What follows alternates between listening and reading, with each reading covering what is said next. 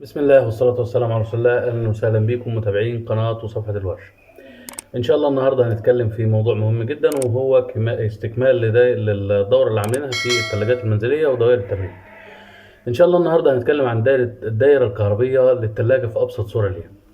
بس ما تنسوش احنا بنسمع الفيديو يا جماعة لما يكون فيديو كويس او فيديو محترم ما بنعملش مشاركة، وده بيقلل من متابعين الصفحات والقنوات اللي بتقدم حاجات محترمة، عكس من لما بنشوف حاجة مش كويسة على طول بنعمل لها مشاركة. ومش هنتكلم في الموضوع ده كتير، ويلا نخش في الفيديو بتاع النهارده. طبعا يا جماعة عشان نشغل اي ثلاجة لازم الاول نكون فاهمين ان اي جهاز كهربي بيشتغل لازم يدخل له طرفين، اللي هم بنسميهم طرفين الفيشة. طرف بيكون اسمه ال، او اللي لما بنحط عليه المفك بينور، وطرف بيكون اسمه ان، يعني طرفين الفيشه العاديه. لو هنوصل الفيشه بتاع الثلاجه هنعمل اللي انا هقول لك عليه ده. طرف ال في الاول بيتوصل على السيرموستات بتاع الثلاجه، واللي هنعتبره مفتاح كهربي عادي. يبقى كده وطبعا شفنا السيرموستات عملي في الفيديو اللي فات، والنهارده احنا مكملين ان شاء الله.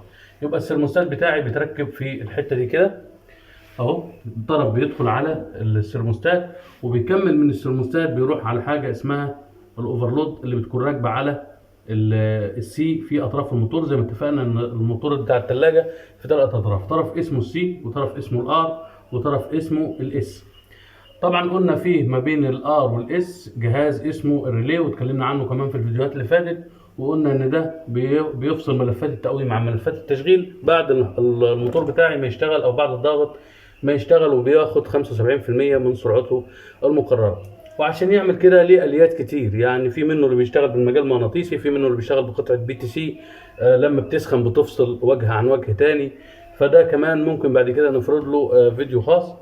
يبقى انا كده عشان اوصل دايره الثلاجه لازم في الاول بوصل على طرف السرموستات، وباخد الطرف الثاني من السرموستات يروح على طرف السي في الضغط اللي بيكون راكب عليه الاوفرلود. يعني الطرف ده بيركب على الاوفرلود كده، ومن الاوفرلود بيروح على مين؟ على السي. وبالطريقه دي لو الثلاجه بتاعتي فاصله، السرموستات فاصل، حاسس ان في تبريد في البالب وفصل الاطراف بتاعته من جوه، هيفصل الكهرباء عن الثلاجه بتاعتي، هيفصل الطرف الكهرباء اللي رايح للسي، وبالتالي الموتور مش هيشتغل.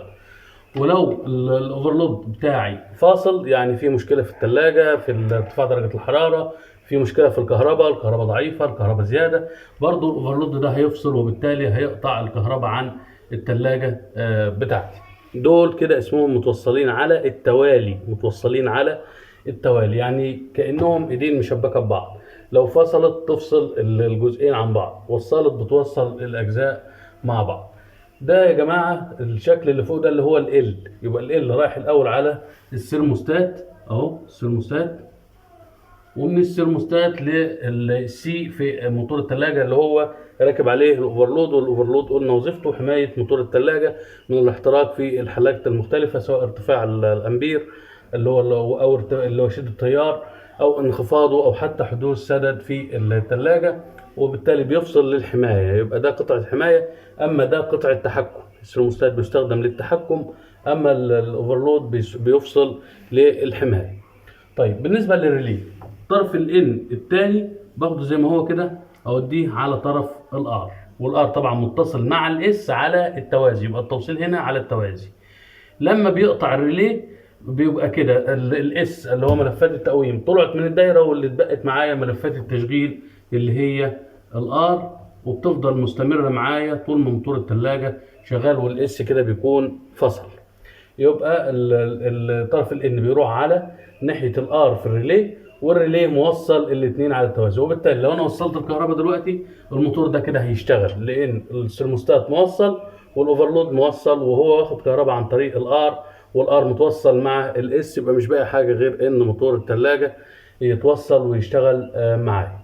دي كده يا جماعه ابسط طريقه عشان اشغل موتور الثلاجه بتاعي. طيب عندي لمبه وعندي مفتاح يا استاذ وانت ما اتكلمتش عنه. اللمبه والمفتاح عشان اوصلهم انا قلت في طرف ال اللي هو طرف الفيشه اللي رايح للسيرموستات، باخد من نفس الطرف ده طرف لللمبه، طرف لللمبه، ادي اللمبه. طب لو انا خدته من الناحيه دي يا جماعه، لو انا خدت الطرف ده من الناحيه دي، لما السيرموستات بتاعي يكون فاصل اللمبه هتكون فاصله حتى لو انت فاتح الباب عادي. وبالتالي لازم اخد الطرف ده من هنا، من مدخل السيرموستات، مش من المخرج بتاعه. يبقى خدت الطرف ده من اللمبه، وباخد طرف من هنا من الان لمين؟ للمفتاح. برافو عليك. والمفتاح طبعا متوصل مع اللمبه، يبقى اللمبه واخده طرفين كهرباء، طرف من ناحيه المفتاح وطرف من ناحيه ال تنور. لكن طول ما المفتاح طبعا فاصل اللمبه بتاعتي مش هتنور، وبالتالي اللي بيتحكم هنا في اللمبه هو مفتاح الباب. مفتاح الباب القصه بتاعته بسيطه جدا، هو عباره عن سوسته راكبه بيتلامس معها الباب، لما بيقفلها بتفصل اطراف التوصيل عن بعض، لما بتتفتح بتوصل اطراف التوصيل مع بعض، وبالتالي اللمبه بتاعتي بتنور. وعشان كده اللمبه بتنور لما بتفتح باب التلاجة.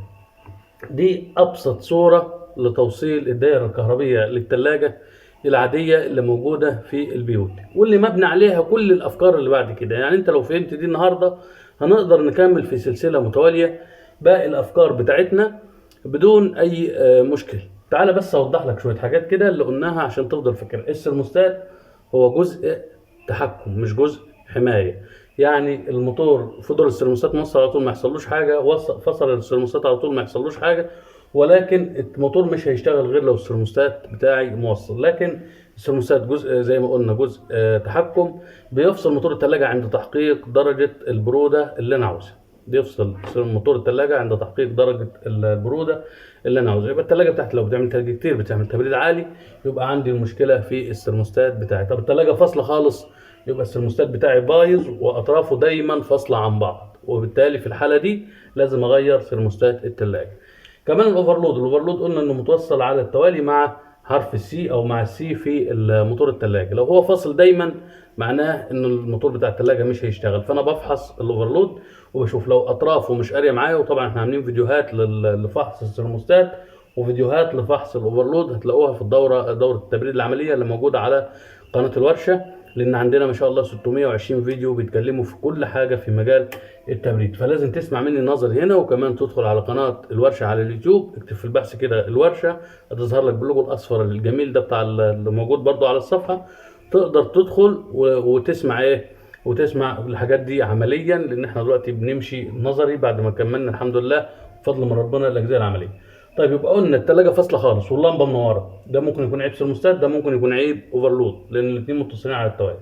طب اللمبه منوره لكن الموتور بيزن ويعمل صوت تكه ويفصل، ده كده في الغالب بتكون مشكله في الريلي. ده ليه؟ لان الريلي قلنا المفروض انه بيوصل ملفات التقويم لحظيا ويرجع يفصلها. طب لو فضل موصلها على طول الموتور يسخن ويفصل اوفرلود، او تحصل فيه مشكله يفصل اوفرلود. طب لو وصل الار بس، ملف الار بس اللي هو ملف التشغيل بس، وما وصلش معاه ملف التقويم، يعني معناه ان ده فصل على طول، برضه الموتور هيعمل صوت زنه ومش هيشتغل معايا. يبقى كده دمجنا في الفيديو ده الاعطال مع كمان الدايره الكهربيه. حرف ال والان مش هيضرك لو انا اعملهم على شكل فيشه، مش هيضرك ابدا لو انا اعملها كده. دي اطراف يعني اسلاك، السلك ده لونه احمر، السلك ده لونه ازرق، مش هيفرق معاك، او ده ازرق وده اسود مش هيفرق معاك. اللي يفرق معاك انك انت تكون انسان فاهم وتطبق النظري مع العمل. شكرا لكم على متابعتكم، واشوفكم في فيديو جديد على وعد ان شاء الله بتقديم كل ما هو نافع ومفيد، والبعد عن محتوى الاسفاف والضار، وربنا يجعله في ميزان حسناتنا وحسناتكم. وشكرا لكم، السلام عليكم ورحمة الله وبركاته.